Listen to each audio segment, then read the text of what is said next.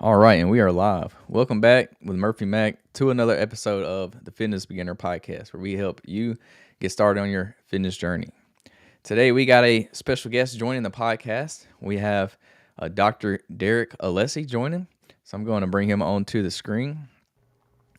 Here he is, and I'm just gonna go ahead and let you introduce yourself to everybody. Give a quick little intro to you, and then we'll hop into the podcast. Yeah, thanks, Murphy, and thanks for having me on. I'm happy to be here. I am an exercise scientist and a nutritionist, and I've been doing it for the past 30 years or so. But interestingly enough, when people ask me if I always knew I was going to do it, the answer was no. I was going to go to dental school and be a dentist. And typically, a question will be, well, why do you want to be a dentist? And the answer was, well, I had an uncle who was a dentist and I was following in his footsteps. But secondly, and more importantly, I was 244 pounds in high school.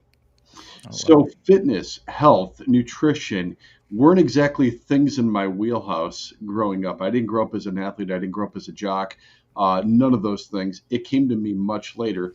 Now, luckily, I had to take some exercise science classes as a prerequisite before dental school, and I kind of fell in love with it because it spoke to me. I had no idea that there was a science behind exercise. I just figured some guys that were athletes or bodybuilders would go to the gym, lift some weights, that kind of thing. But exercise science in the late 1980s began to be a new field and a new curriculum in some of the colleges and universities, and it was a legitimate thing. And more than anything else, it really spoke to me about there's something behind this. You can figure this out, and you should be doing it. And that kind of is what set me on this path, Murphy, of helping first myself, but then clientele over 30 years help their health, fitness, nutrition, and really make it sustainable for a lifelong journey. So, what did you end up graduating in? What is your degree in? Couple things. Well, I never went to dental school, I want to say. I kept thinking for a while there was a chance that I could go back, but I changed my major from pre-med to initially phys ed. Now, I'm going to stop you right there because at this point, my mother was very upset. She said, "You're going to be a dentist and now you're going to be a gym teacher." Now, I never became a gym teacher. I continued on initially with phys ed, then exercise science, got a PhD in exercise science, and then went back to school and got a master's degree in nutrition. So I did let my mother down twice. Didn't become a dentist, didn't become a gym teacher. Oh, that's funny you said that you changed it because in college I had kind of had that same thing. I got about my junior year of college. I was like I really got into fitness and I wanted to change my major to exercise science or kinesiology, and I was like it's too late. It's too late. I can't do it now. I didn't want to. I was ready to get out of college. I couldn't stay in there any longer. So I was like I'm not changing now because I'm going to start all the way over. I'm not doing that. But hey, look at me. I'm doing a fitness podcast today. So apparently that was definitely something I was interested in at the time, but I ended up graduating in business, so not related at all. But Never too late, never too late. I keep thinking I could go back to dental school, so I don't know, maybe never too late. yeah, that's true. I always say I would never go back to college. I say that, but I never want to say never because there's no telling what I'll do. There's no telling. There's no telling, Yeah, so tell me a little bit more about your fitness journey. You said you were 240 pounds. So how did that go? What were some of the things you did? Because let me tell you a little bit about my podcast. It's called the Fitness Beginner Podcast because that's what we want to talk about, helping people get started, helping beginners. That's kind of like the whole idea of the podcast, get people started, get people going. And we normally keep things on a very not high level, a very generic base. We don't dive too deep into different topics when it's just me on the podcast. But that's why I like to interview people like you because when I have professionals come on, we can talk more in detail about different topics. So I just want to kind of let the listeners know what did you do? What were some things you started? You obviously started at a very young age. You started in high school. So what were kind of some of those things and skills and tactics that you used to kind of help you get started on the right foot and get you going? It might have been a little bit later as college when I really started to even begin exercise. But for me, there's a couple pain points, and I do reiterate some of these stories. I remember being in eighth grade and wearing my father's clothes to my eighth grade dance, which was something that I haven't forgotten, and it's been 40 years. So that was a big deal. And I also remember getting up to a size 42-inch waist pants. So once again, there's some things that stick with you, and that's kind of the beginning point. For me, this is my situation. I have both sides of my family, mother and father, both sides from Italy. So growing up, I was surrounded by food, and not just food, Italian food. Some And good food. remember, if you're not feeding your kids or your grandkids, you're not showing love. So I was very well loved growing up. There was not, my mother made her own pasta. She made her own sauce. She made her own bread. She made her own. She made everything. She made everything by hand, which was awesome. But at the same time, it wasn't exactly awesome for my waist. And my grandparents, even worse, right? Everything was homemade. Everything was from scratch. It was very carbohydrate dense. It was very sugar dense. Not growing up with a tremendous amount of money. My grandparents were really, if you look at it, they were peasants, and protein wasn't that common. If you got meat, it was like on Sunday or something, and it wasn't because anybody was vegan. It was just because the pasta was cheaper, the Mhm. bread was cheaper. That was a filler food, still is, by the way. So that those were my early days, which once again I still think of that food. It's still delicious. I appreciate it, but at the same time, that's where I started from, and that's what got me so heavy. So initially, to me, once again, I had to take some classes as a prerequisite, and I was stunned by something called the metabolic equation. The metabolic equation hit me like a ton of bricks, where every 1 pound of muscle on the human body is responsible for burning 35 to 50 calories per day. And I remember a professor saying very early on, if you're a male, if you're young, you have an advantage. You have a metabolic advantage. So I thought to myself, boy, at the time, I'm young, I'm 19 years old, 20 years old. I'm a male, and I should be developing my muscle tissue. Why am I not? So I took that knowledge. I started going to the gym and lifting some weights, not really knowing what I was doing, but I figured I would just lift some weights. And most of the workouts that I followed in the early days were things out of an old magazine called Muscle and Fitness. It might still be around online in some version, but it was a really big deal in the late 80s, probably even before that, and then into the 90s. And I would follow some of the routines that the bodybuilders, quote unquote, said they developed. And I wanted to see if I could start improving my strength and improving my muscle. Arnold Schwarzenegger's encyclopedia was a big deal, as well as Encyclopedia of Bodybuilding was a very big deal as well. I Mhm. remember wearing the pages out in that book, going over them again and again, and looking at the photos again and again. If you don't have that book, I highly recommend that you get it. A lot of it is still relevant to this day, and the pictures are fantastic, and the stories are great. Um, so I started putting together a piecemealing workouts just based upon that, not really knowing anything. So that's kind of where I started. So I was bridging the gap from popular knowledge, exercise science classes, and being motivated with the fact that if I could just start building some muscle tissue, I could start getting in better shape. Now, I'm not going to say that these bodybuilding magazines were a great place to look nutritionally. I don't think you want to mirror or mimic what bodybuilders eat or do, because a lot of people, well, first and foremost, bodybuilders may consume 6,000 to 8,000 calories per day of all types of macronutrients. And secondly, and I did not know this at the time, the bodybuilders did not put the dietary recommendations or the workouts in the magazines. They only got paid for the photos, and editors would just make those other parts up. They would write them, not the bodybuilders. But as bad as that was, or discontinued as it was still better than the way I was eating. So even if I just followed what the editors were putting in the magazine, I was starting to drop weight, drop body fat, and start to condition my body. And this process went on for about, I'm going to call it about 18 months or so. And then I thought, I went from 244 pounds to about 185, 189 pounds. I was kind of hovering in there. And I said to myself, I probably should join or go after a bodybuilding contest, which made zero sense whatsoever. However, I'm motivated from everything that I just told you. I started training and I started dieting down. One of the guys that owned a local gym had been in a bunch of bodybuilding shows and so on and so forth. I talked to him. He gave me some information. Start training like this, start dieting like that. Followed his advice, and I was in my one and only bodybuilding contest in the summer of 1989. And the day of the show, I was 157 pounds. So I went from 244 to 157 and call it 18 to 24 months, somewhere in that ballpark. So that's kind of where I started from. Now, there's a couple things though that I would tell you. As I mentioned, it was my one and only bodybuilding show. There's a lot of it that I didn't like, and it wasn't the training, and it wasn't the diet. What I didn't like is I didn't like waxing every part of my body. What I didn't like was painting my body to be tan and sleeping on a garbage bag because you're putting basically some wood stain on your skin, and you will ruin your bed, ruin your sheets, ruin your mattress, ruin everything if you're not sleeping on like a garbage bag. So I had to do that for 3 nights. And most of all, what I really didn't like is the day of the contest, slathering up with baby oil and walking out in a bikini.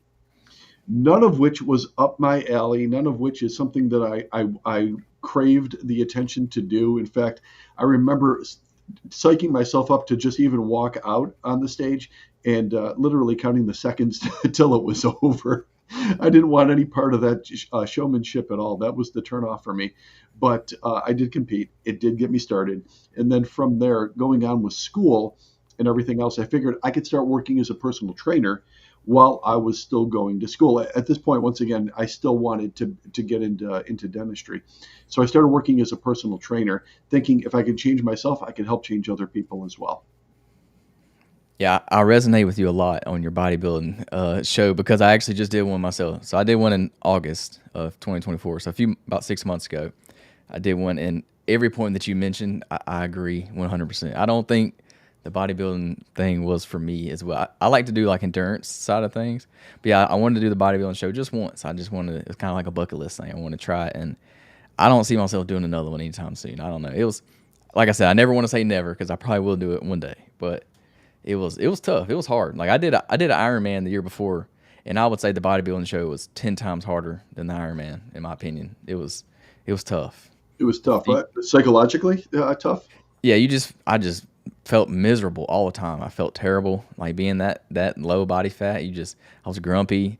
Didn't have no energy to do nothing. I couldn't do nothing even if I wanted to. I had when I come home from work, I would do my cardio for that day and then sit on the couch and eat. I couldn't do nothing else. I had no motivation, no drive. I felt terrible.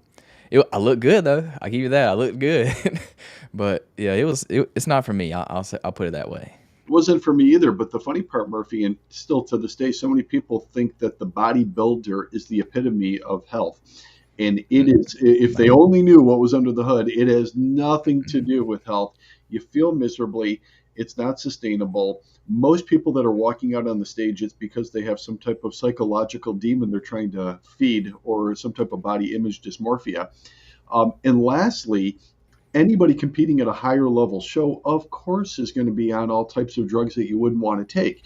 So when you look at it regarding health, I couldn't possibly want to steer somebody in a different direction. Whether it's my kids, whether it's my clients, I'll say, hey, if you must do it just to check it off the list, I did it, you did it. I get that. But you don't want to jump into that as an ongoing thing. It's just not healthy. Yeah, I agree with you. It's definitely not healthy, but I have a lot of respect for bodybuilders and what they do. It made me realize just how tough it is. They're putting themselves through it every single day, and it was tough. I give it to them, but yeah, I'll leave that to them. And I also think being enhanced, I think will help you a lot with that because I feel like I'm natural, so I feel like me doing the natural, I feel like I felt those effects a lot more than what they did. I mean, I may be wrong in saying that, but I feel like being enhanced gives you more energy, gives you better recovery, things like that. So I'm sure it's maybe a little easier on their end, but I'm not trying to take anything away from them. I know they're busting their butt every day too, so I got respect for them. But yeah, so I see. So what is your involvement in Strength Genesis? Are you the owner of Strength Genesis?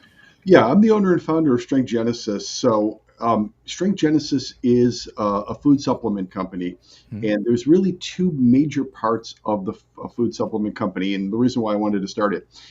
Reason number one is I wanted to go literally to the ends of the earth, trying to find the best possible ingredients, and then make them available for the general population. So, to give you an example, in protein powder is something that a lot of people are aware of. In fact, if you walk into a health food store, there's miles and miles and dozens of different protein powders to choose from. I wanted to have New Zealand grass-fed protein. Now, why New Zealand and why grass fed? Well, most people know that grass fed protein is better. It's superior because it's higher in B vitamins, higher in iron, higher in protein absorption. But grass fed means something different in other countries. So the standards for New Zealand is if something's called grass fed, it's grass fed 100% of the time, 100% of the feeding time.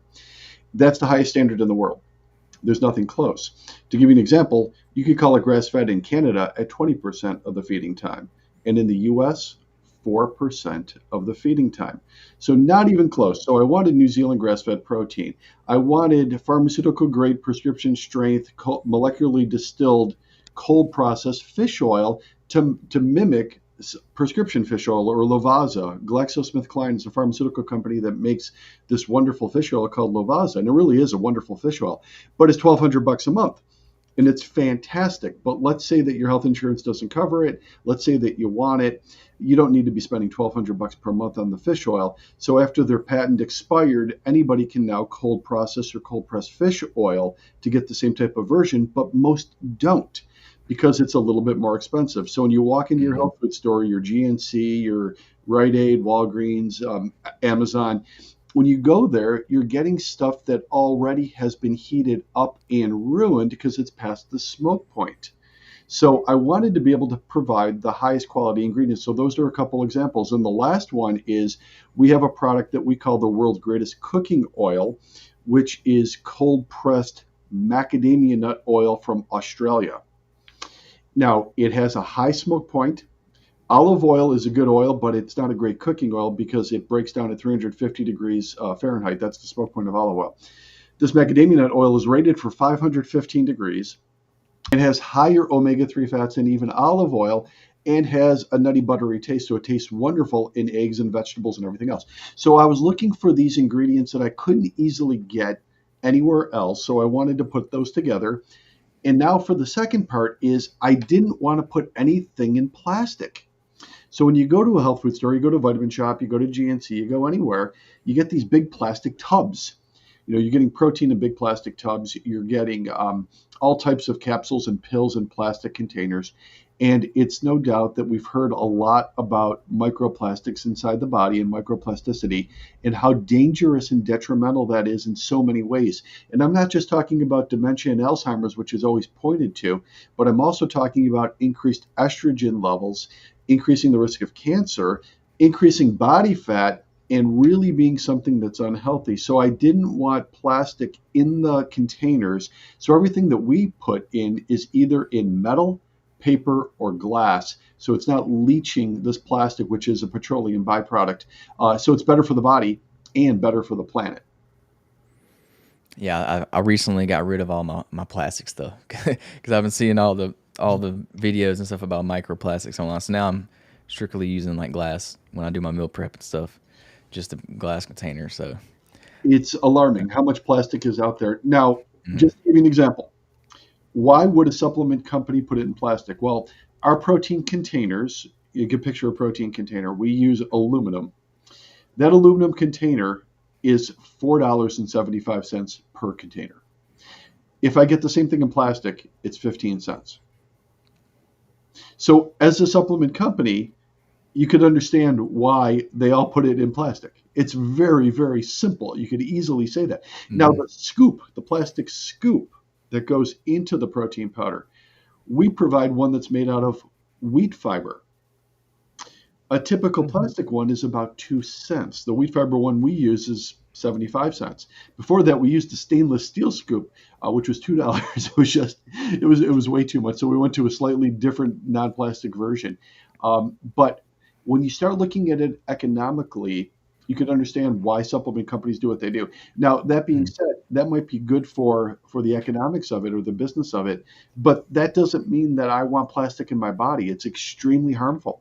It's extremely dangerous, and especially over time. Because it's not that you just took protein one time. It's not that you just had capsules from a plastic thing one time. It's not that you just drank from a water bottle one time or used microwavable things one time. This is something you're doing daily, over months, over years, over decades, and that builds up. Yeah.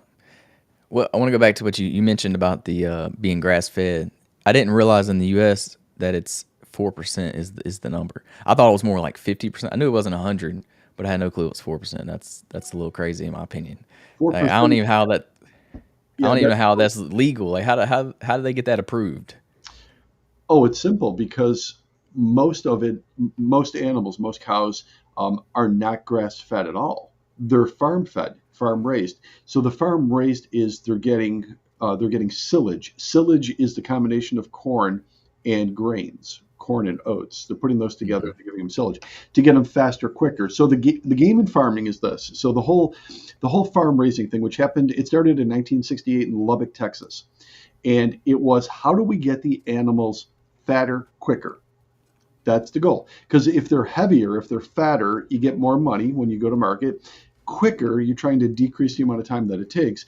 And the answer is simple: feed them silage, which is corn and grains or corn and oats, which, by the way, many Americans eat that too. Every time they're having pretzels, Doritos, Fritos, pizza, bread, dough, cereal, they're having silage, the combination of grains and corn products. So it gets the animals fat quickly. But the farmers soon had a problem, and that is the animals, many of them weren't surviving full term. They were dying prematurely and or getting very diseased and sick. They were developing all the same things that we do as humans. They started developing diabetes, they started developing heart disease, they started developing liver, kidney problems. So the farmer has to put the antibiotics and the hormones in the feed to keep them alive long enough to then eventually get them to full term and kill them, which is, once again, you can mimic that in humans, which is what we do. We go to the doctor, we have liver problems, we have kidney problems, we have diabetes problems. They give us medications, but we keep eating the same thing. So they're keeping us alive artificially through some pills, through some medication. It's the same process. So now I have a cow, I have a protein source that's farm raised, which is how most agriculture occurs. It's farm raised. Very few is really grass anything at all. So if you start hitting standards, you start being qualified as grass fed or grass finished, which in the US begins at 4%. So would you say it's the corn and the grain that's causing the cows to not be as good for us, or is it the additives that they're adding into the grains and the corn? Well, the corn and the grains is what causes the need for the hormones and antibiotics. So that's the thing. The antibiotics and the hormones would not be needed if it wasn't for the corn and grains. Hmm. Once again, it mimics exactly in us, in the human population, especially in the United States, because of our diet. That's the reason why Americans are on 4.2 prescriptions per person in the US right now. Now, right now, if you're thinking, but you're not on a prescription at all, understood, because somebody else is on 7, 8, 9, 10 right now, because they're consuming not the animal that consumed the corn and the grains, but they're directly consuming the corn and grains. So it usually leads to the question, you might be asking me this in a second, is if I eat the animal that has the corn and grains, does that mean that I'm going to develop a lot of the same toxicities? And no, there's really no evidence of something called transference, where the animal ate something, you're going to have that effect in your body. However, you're eating protein that's not as absorbable, not as high in omega 3 and omega 9 good fatty acids, lower in iron, lower in B vitamins, lower in biotin, lower in choline, lower in a lot of things that the body does need to thrive. Whereas the grass fed is improved levels of all of that. So, is 4% better than no percent? The answer is yes. Is 4% as good as 100%? The answer is no. So, there's different standards in different countries based upon their economic policy for it through in our country through the USDA. So it's almost that the the grain fed meat is not, it's not necessarily that it's bad for you. It's just it's not as good for you as grass fed meat. You know, Is that a good that's way to look at it? that's exactly it. Okay. So often I'll have a client come in and ask me, because we do have a private practice clinic that I've been doing for 30 years, and they'll say, well, now that I know that, I'm only going to have grass fed everything. I said, well, before you're scared to death of what the cow ate, be more concerned with what you're eating. Don't just go to grass Mhm. fed, but continue eating all the cereal and crackers and Annie's bunnies and Cheez Its and Doritos and Fritos and corn pops and all these other things. That's the real danger, not what the animal ate per se. Now, that being said, I would tell you that the grass fed is better for you, but start with the biggest offender. Get rid of all the garbage. Get the silage out of your diet. And if you did that instantly, you're going to be healthier. You're going to lose weight. You're going to drop body fat. You're going to have less reliance upon medications, and you're going to be healthier. Yeah, that makes sense. I'm thinking in my grocery store, I always see like grass fed stuff, and now it's got me questioning like how grass fed is it actually, and like how healthy is it? So it almost makes you think like instead of going to a grocery store, you should probably go to like your local butcher, like your local meat market or something, instead of just going to the grocery store. Because I feel like if you go to any large chain store, you're probably not get. It's probably 4% grass fed, like you're talking about. Yeah, in fact, there's even been a big movement over the last several years to going to ranchers directly. So Hmm. right now, with just a very simple Google search, you'll start seeing different ranchers where you can buy directly from around the United States that get things that are considerably higher than that 4% limit. You just have to be above 4%. So a lot of places will on their own intentionally be above 4%. So we're now starting to see this direct to consumer from ranchers, which for a long time, by the way, wasn't allowed. This is recent that it's allowed. There was a lot of lobbying and a lot of legislation that was in place so that the big six or big eight, I forget, food meat manufacturers or meat packers in this country did not want customers going directly to ranchers. They controlled all of it, which is now more recent that you could go directly to the rancher and get whatever you want. Yeah, I've heard of a lot of people recently going and buying like a full cow or a half cow, and they'll have to buy a whole separate freezer to put it in there because there's so much meat. Yeah, I've thought about doing that myself, but I don't know if I have the freezer space for all that. yeah, you need the freezer, right? So yeah, that's interesting to think about the grass fed. Now you got me second guessing my meat choices. Well, But that's what it's all about, right? Is always rethinking these things and trying to trade up for it. When it comes to things in life, I don't think food is something you should really skimp on. You may skimp on your clothing, you may skimp on your hairdo or your hairstyle or your car or something like that. But you're talking about something that is going to affect you the rest of your life. And not just the rest of your life, it'll also affect you at that instant, directly changing your overall health and you as a person. So food choices make all the difference in the world, which once again, now going into the food supplements that I got into, it was very difficult to find what I was looking for when it came to supplementation and ingredients. So much so that I finally said, I'm going to start putting things together on my own. I started with the Australian macadamia nut oil as my first product because I really loved it after hearing Tim Ferriss in the book The 4 Hour Body talk about how it's the new olive oil. And I fell in love with it myself personally. But I really wanted to start putting products together that wouldn't easily be attained otherwise, that would benefit you, and then once again packaged in packaging that also won't hurt you. And that's what Strength Genesis is. So if you go to strengthgenesis.com, you'll see exactly what I'm talking about.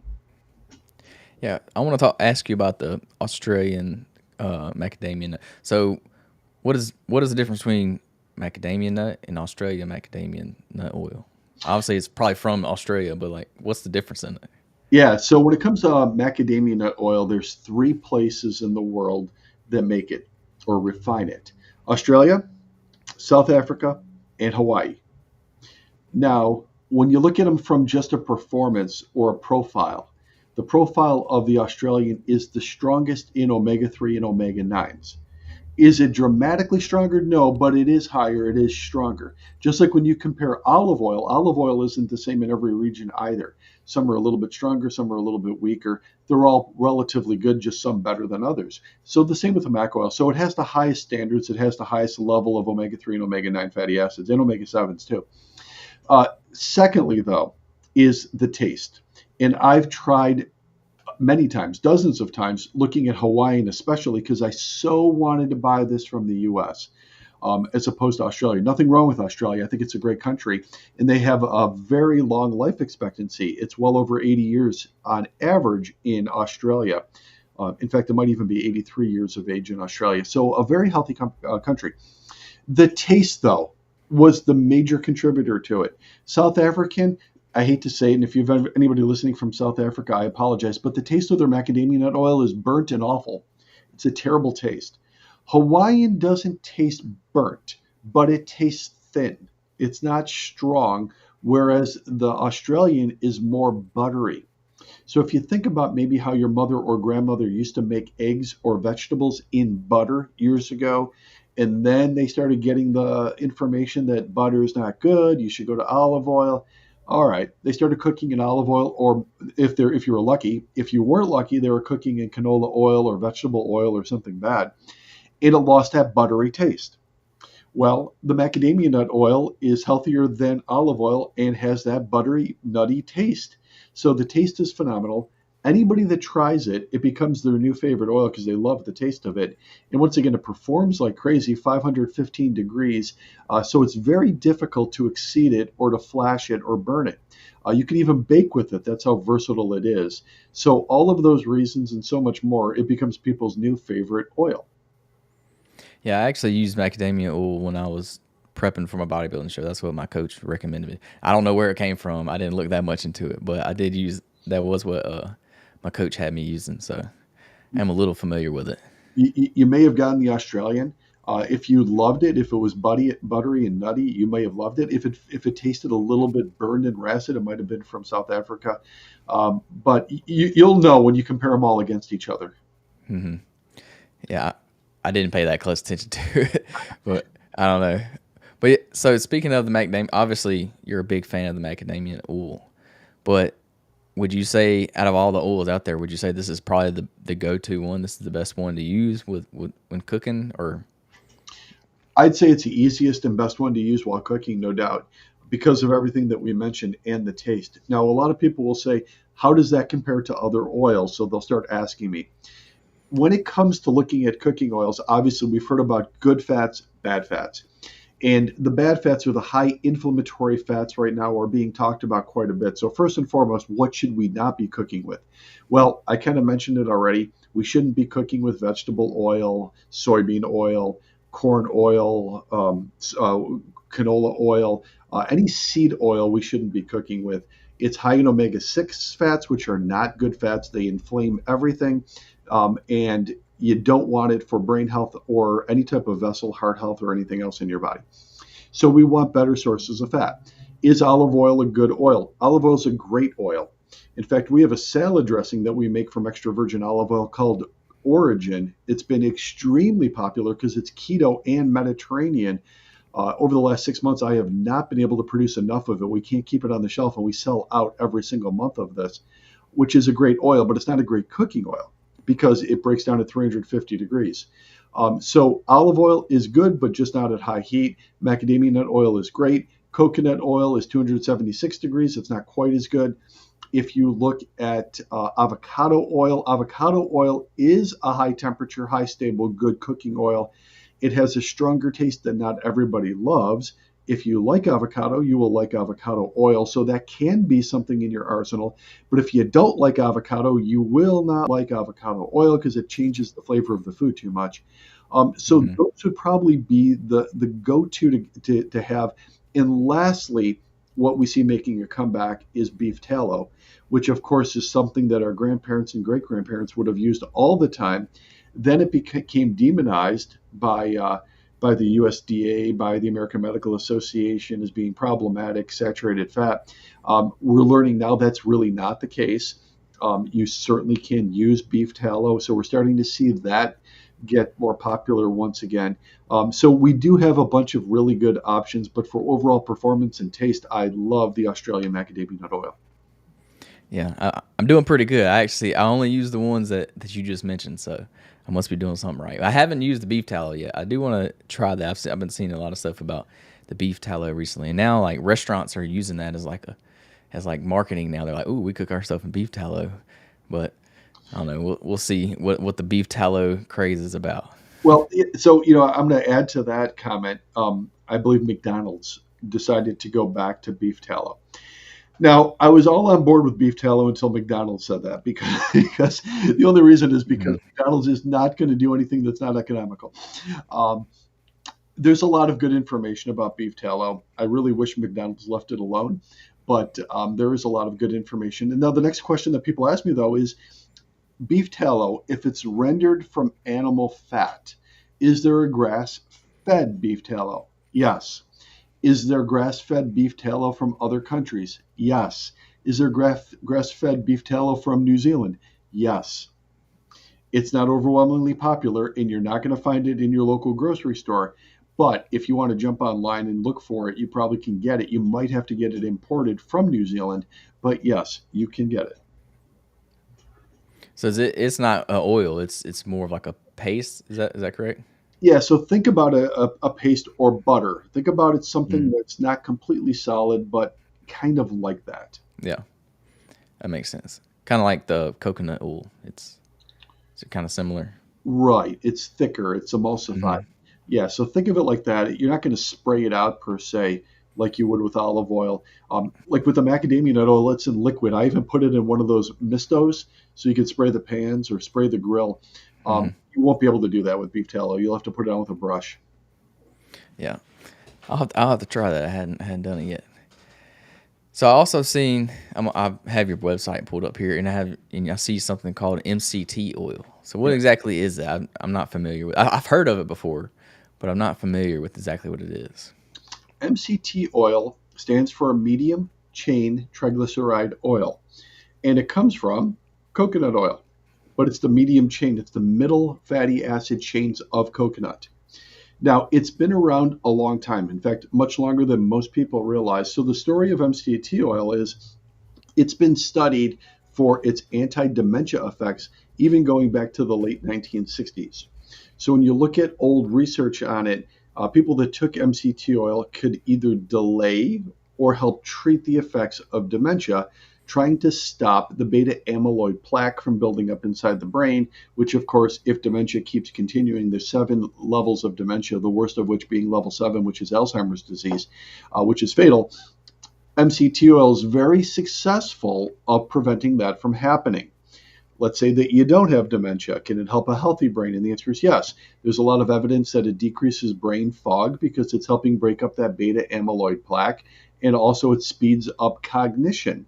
So the brain runs on 97% fat. This is a fat that your brain can use for energy, and it helps speed up that clock time inside the brain for cognition. Once again, all of that has been known in research for a long time, but nobody cared. Now you think about it, something that remarkable, if it was a drug, it would be extremely popular. In fact, it would be a blockbuster if that was a drug. But since it's not a drug, since it was a food, it wasn't even really that popular until the early 2010-ish era, 2011, 2012, when the molecular researcher Dave Osprey wrote his book Bulletproof. Bulletproof was about making yourself and your body and your health bulletproof, but also he talked about bulletproof coffee. That's where that whole thing began, where people would take a cup of coffee and they would put this MCT oil in it. He further went one more step, adding ghee to it or clarified butter to the coffee, claiming it would help something called ketosis. Ketosis is fat burning or the process of burning fat for energy, which ultimately is what everybody wants to do.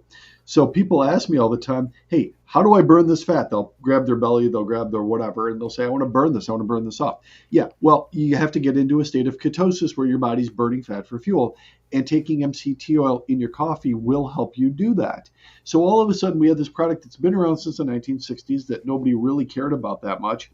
He comes out with a very popular book and a very popular website and a very popular drink, and all of a sudden it went through the roof. Now, MCT oil became extremely popular. People started putting it in their coffee, they started putting it in their tea, they started putting it in their protein shake, and a lot of people have developed the benefits from it of not just good for the brain, but also good for dropping fat. So that's what MCT oil is. I want to add something to it though. If you've never taken it before, you may have to graduate up in terms of serving size. So it's recommended for full effect that you take 1 tablespoon in your coffee, your tea, or your protein drink. But if your stomach is somewhat sensitive to it, you will know because you will not be walking, you will have to run to the bathroom. So you just swallow it. You don't cook with it or anything like that. That's the only way to consume it. Right. You don't cook with it. In Mhm. fact, I have a lot of clients, and we do some things inside our clinic all the time where we'll even put them in little cups or on a spoon. And you can drink this straight. It has virtually no taste. If you really struggle, you could really tell or a small taste of a hint of coconut, but it is so easy to drink, so easy, and it mixes with coffee. It doesn't change the taste of it at all. It changes the consistency a smidgen, but that's about it. So Mhm. you add it to something cold. You don't cook with it, and it's really easy to take down the hatch and start seeing the benefits from it. Awesome. Yeah, I haven't seen much about MCT oil. I noticed I saw one of your videos on Instagram about it, so I wanted to ask you. I think I saw where you were putting it on your hands. Is that Yeah, what you were doing? So yeah, what's the idea behind that? yeah. That's kind of funny. So I looked into it, thinking, sometimes you would just get it on your hands at times, just while I was pouring it in my protein drink or pouring it in my coffee, and afterwards your hands would be really soft, be like really buttery.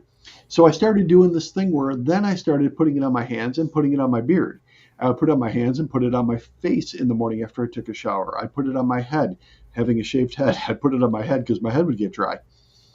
Um, so I thought, oh my goodness, if people had any idea how good this is for the skin, you could use it in all these different applications.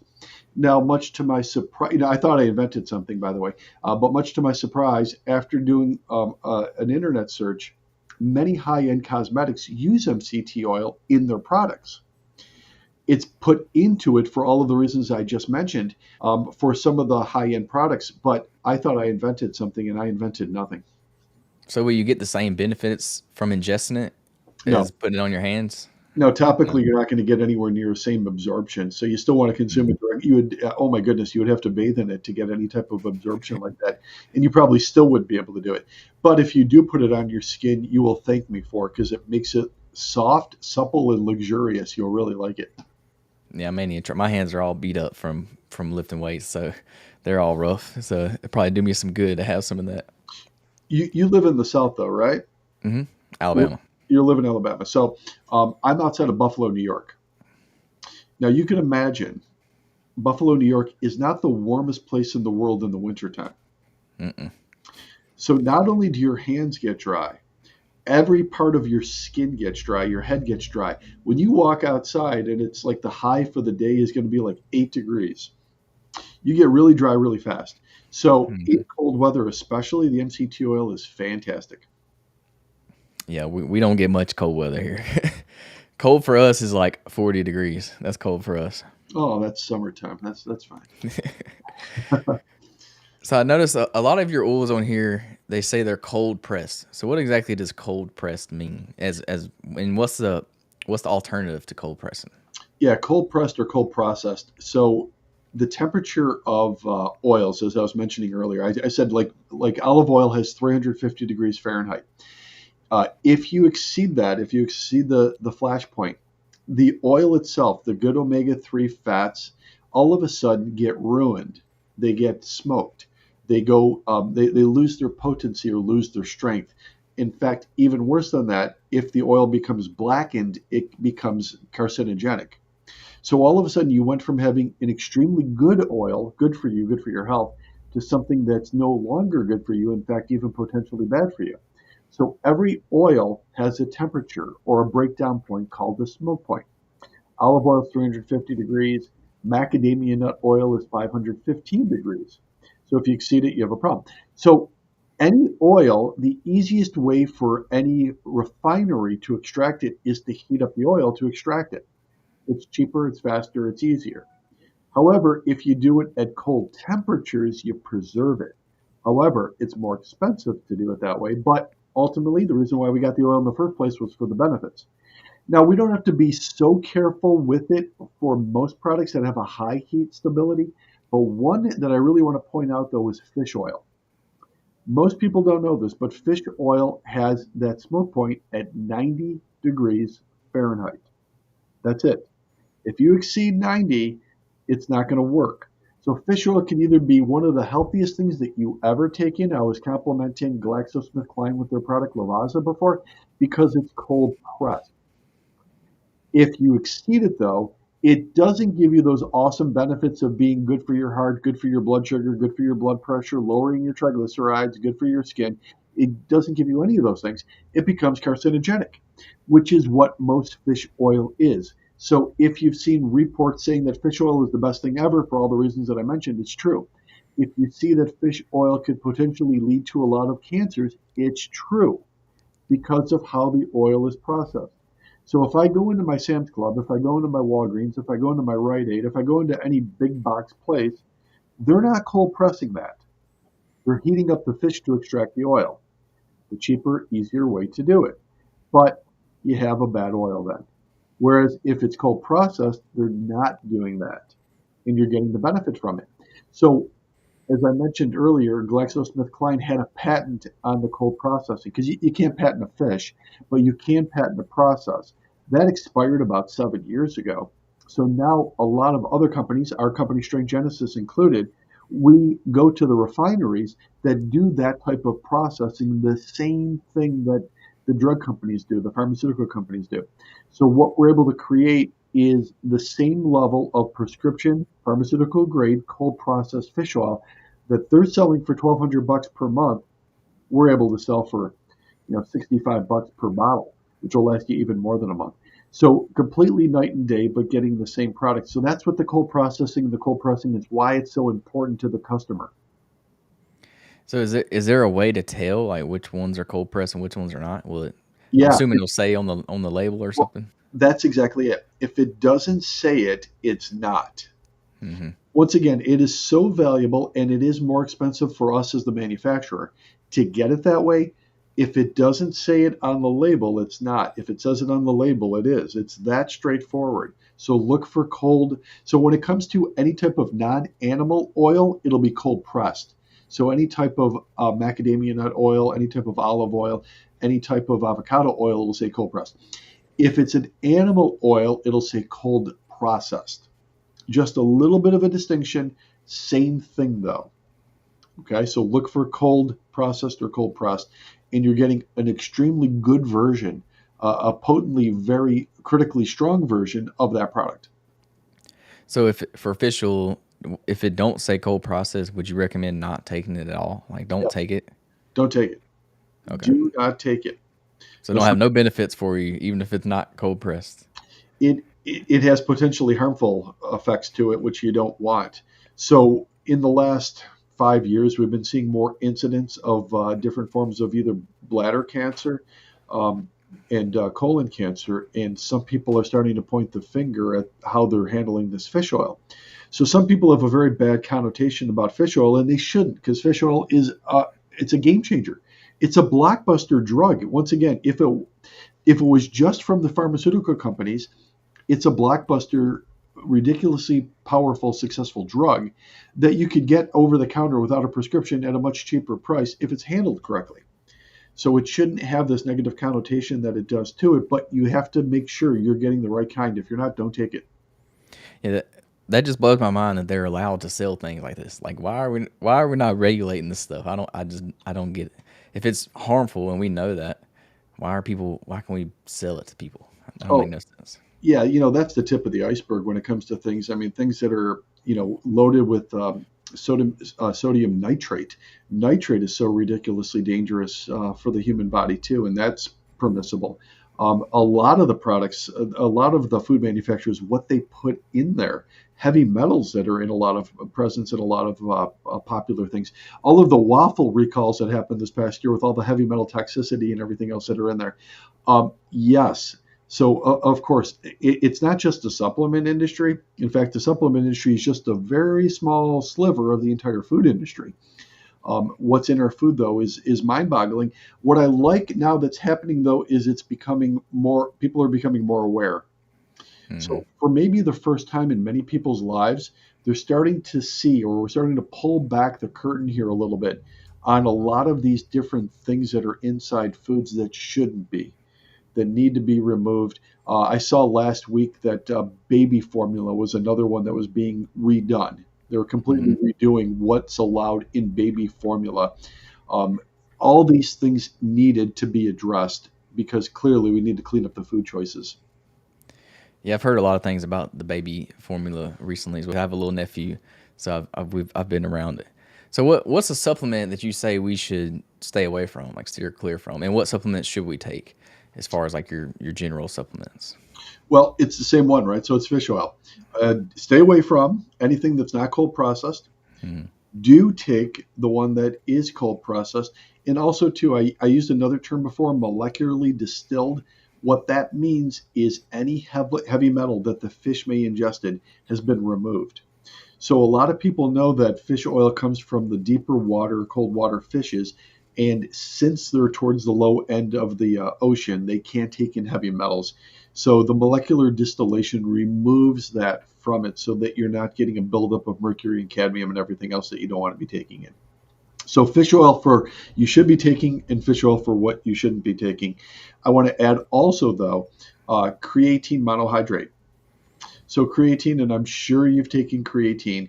Anybody that's in Mm-hmm. bodybuilding, anybody that's in athletics has taken creatine before. But what we're seeing now is creatine is becoming the number one supplement, not just for bodybuilders and athletes, but we're seeing it amongst diabetics. We're seeing it amongst senior citizens. We're seeing it amongst people that have dementia or even Alzheimer's disease. And it benefits all of those populations. And this is newer research, something in the last 5 years or so. So I can't emphasize the desire to take creatine more than what it is. So we started creating a sugar-free product. They're creatine chews.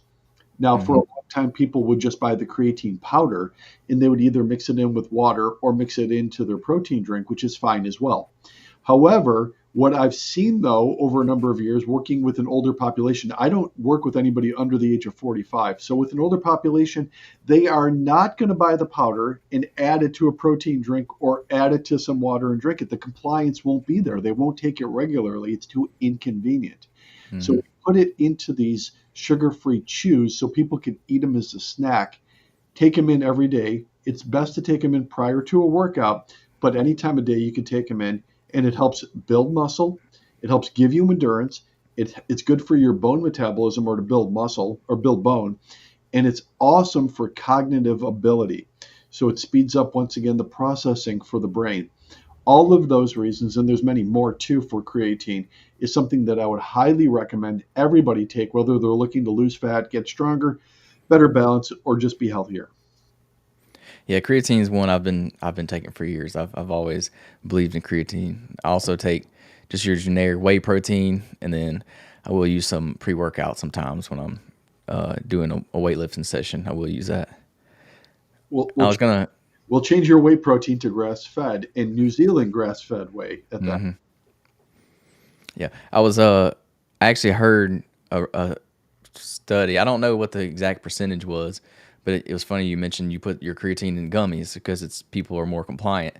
Well, there was a study, I forgot what it was that they did about that specifically, and they were like, it was a significant number of people being more compliant when you put it into a gummy form versus a powder or a pill. So they were even more likely to eat the gummies than taking a pill, and especially taking the powder, like you mentioned.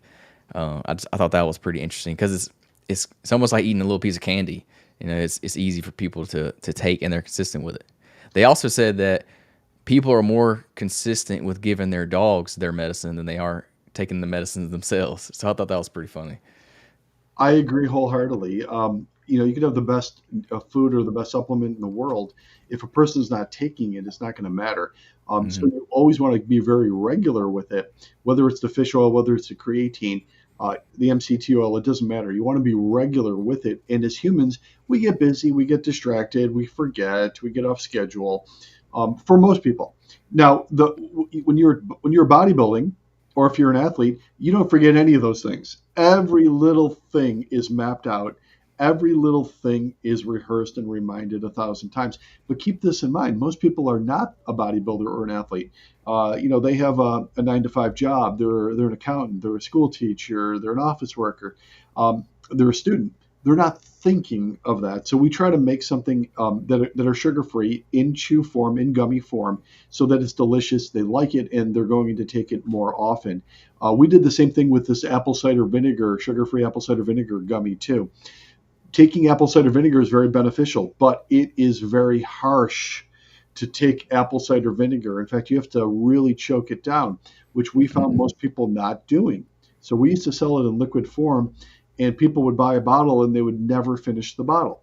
We put it in sugar-free gummy form, and they're going through it every 60 days. So it's the same type of thing. You want to make sure that you're taking it on a regular basis. So speaking of apple cider vinegar, what are the benefits and the reasons behind taking that? Yeah, they've been known for a long time. In fact, you could go back to the days of Hippocrates when he looked at improving gut health by taking apple cider vinegar. So it's been around thousands of years. And most people that take it do take it for gut health, better Mhm. digestion. Um, it has been known for a long time. But what we found out about apple cider vinegar, it's more than digestion. It can help stabilize blood glucose levels in a major way. So people that take it before a meal have better blood sugar level stability, better maintenance, and not so much high and low blood sugar or instability. So it's powerful in terms of helping regulate blood sugar levels. And then also, if you take it before bedtime, it also does help transport some of the sugar from your liver so that your sugar levels in your liver aren't as high in the morning, something called the Somogy effect or the dawn effect, so that your blood sugar doesn't go high and you release all this insulin in the morning and then you start craving food too early on in the day. Uh, it also helps you lose some fat overnight because of that. So it can be helpful for dropping body fat, digestion, and blood glucose regulation. Okay, yeah, that's one I've never taken the apple cider vinegar. Luckily, I don't have too many gut issues, but yeah, that's I was interested about that one as well. Yeah, if you start by taking it in liquid form, it's stronger. However, Mhm. it's honestly, and I could almost consume if I know that something's good for me, any food's good for me, I can get anything down the hatch. I will will myself to do it. And Mhm. even I was struggling by putting apple cider vinegar like on a spoon and drinking it, or mixing it in with water. It was just prolonging it. And I thought to myself, if I'm struggling with this, nobody's going to be doing this. So I switched over completely to the sugar-free gummies. Yeah, that makes a lot of sense. All right, well, I want to respect your time, so I want to ask you one more question. As a nutritionist, what what are some good key principles to stick to live by? I know there's so many things out there, but if you had like one piece of advice to give just everyone, what would that be from the nutrition standpoint? It's easy. Prioritize protein. You want to prioritize Hmm. protein for your meals. So, breakfast, lunch, dinner, think protein first. In fact, even the word protein, a lot of people don't know it's two words, pro and teen, and it's a Greek word. It means first importance. It was called first importance for a reason. It's important. So make sure that you're taking your protein in to rebuild and repair your muscle, your heart, your gut. And when you take in protein, you're going to decrease the non essential carbohydrates that too many people eat. All of the grains, all of the starches, all of the sugars should be reduced as much as possible. By having protein first, you will reduce them. So that's what I would recommend. Start with your protein. Yeah, I always like to say if it don't have protein, it's not a meal. Not to me. So I love to eat meat. I'm a big meat eater, so I got it. That's what I base all my meals around. Like I pick the protein first, and then pick everything else around that because prioritize. it's like a little snack to me if it don't have any protein. So One last comment on that, just to go one half step further, is as you get older, you need more protein because you don't absorb it as well. A lot of people don't know that. They think, oh, as I'm getting older, I'm not as heavy or I'm not as active. I don't have to take in as much protein. That is the opposite way you should be thinking. You need to prioritize it, especially as you're getting older, because you're not absorbing gram for gram as much as you did when you were younger. So increase it as you're getting older. okay, yeah, I didn't know you didn't absorb it as good as you get older, but I always like to say the generic 1 gram of protein per pound of your body weight. That's kind of the ratio that I always say you should get. Yeah, that's good math for most people. I agree. Because if you're off a little bit, you're still probably in a good range.